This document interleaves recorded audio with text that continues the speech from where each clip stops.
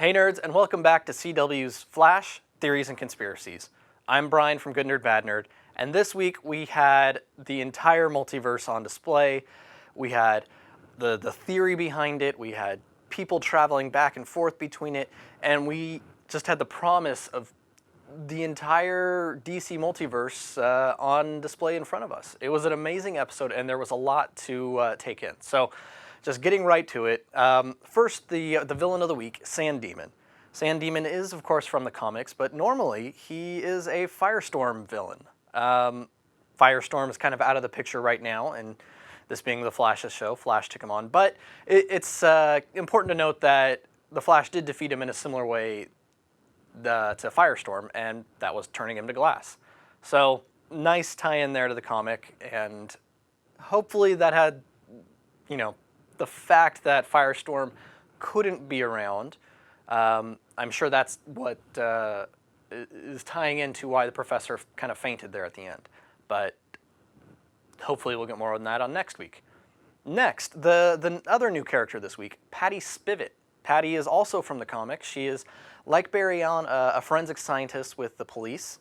In the comic, and what you can clearly see in the show, she has a big crush on Barry, but in the pre-New 52 universe, nothing ever comes of that because Barry is with Iris. After the Flashpoint crisis, though, when the timeline has changed, Barry's not with Iris, so they do date in that timeline. It's interesting to note, though, there is a hero in the Flash universe called Hot Pursuit. He's kind of like a time-traveling cop. He rides a motorcycle with kind of powered armor and a powered nightstick.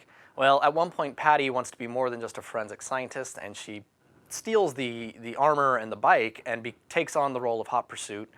A lot's going on. Right before the Flashpoint stuff, she goes to the future and interacts with Impulse and Brainiac, and they have a whole adventure there.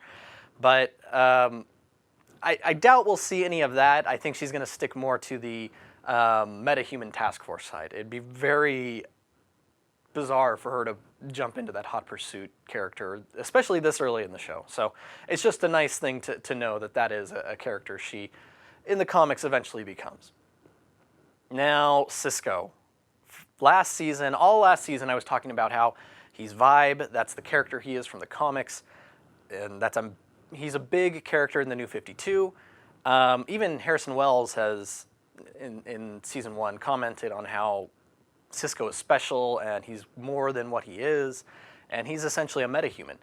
Well, this episode really tapped into that, really showed that. Cisco even says, "I got a vibe." So we know this is coming.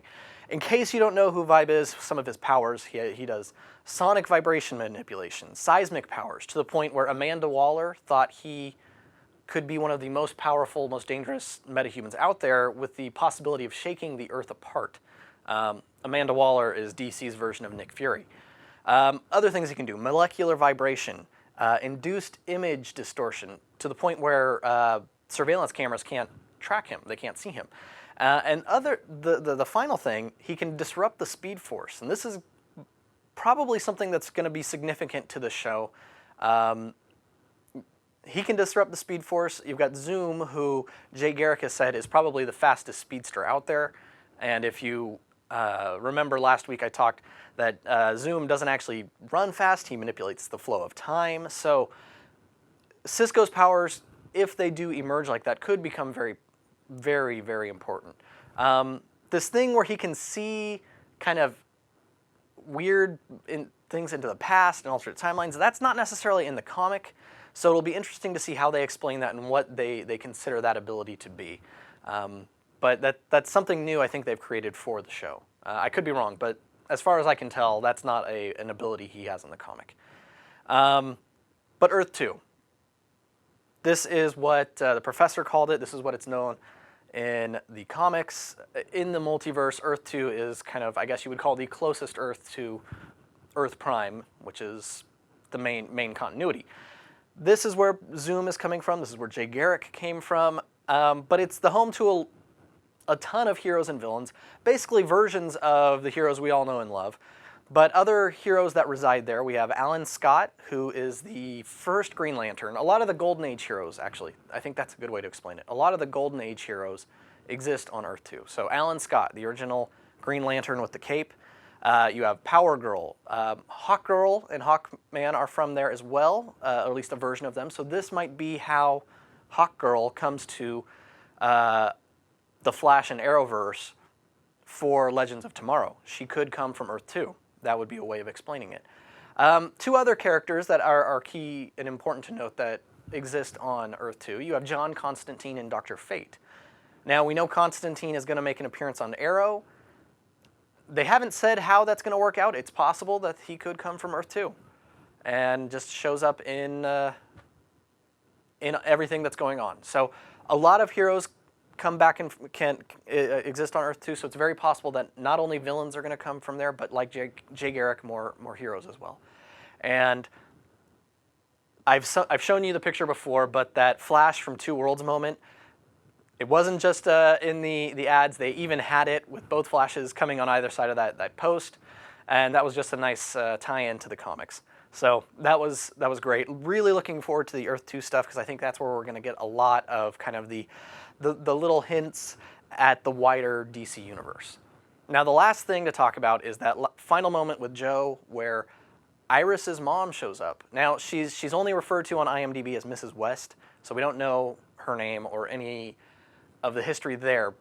But we do know that Wally West will be appearing on the show, and it's possible that the introduction of Iris's mom is a way to slowly introduce Wally West into this world, maybe along the lines of when she left, which we don't know why she left, but maybe when she left she was already pregnant, and so Wally is in the world, not going to be coming from the future, as some people guessed he might. But for those of you who don't know, Wally West is Kid Flash. So we are looking to add another speedster to the mix this season, and really kind of getting that whole Flash family, just like you have the Bat family and even the Arrow family. We're going to be adding Kid Flash. So what do you think? What do you think about who is coming from Earth 2? Who would you like to see come from Earth 2? Who's your favorite character out of that dimension? What do you think about Cisco Ramon? Do you think he is going to suit up as Vibe this season, or do you think that's being pushed off down the road? Oh, and then what about Harrison Wells? Was he on Earth 2? Was that kind of retro futuristic world Earth 2, or are we looking at another parallel Earth there? Let me know what you think. Drop your comments below. Tell me if you agree with me on this stuff or if you disagree, and let me know which characters you want to see in the future. So for CW's Flash, Theories and Conspiracies, I'm Brian from Good Nerd Bad Nerd.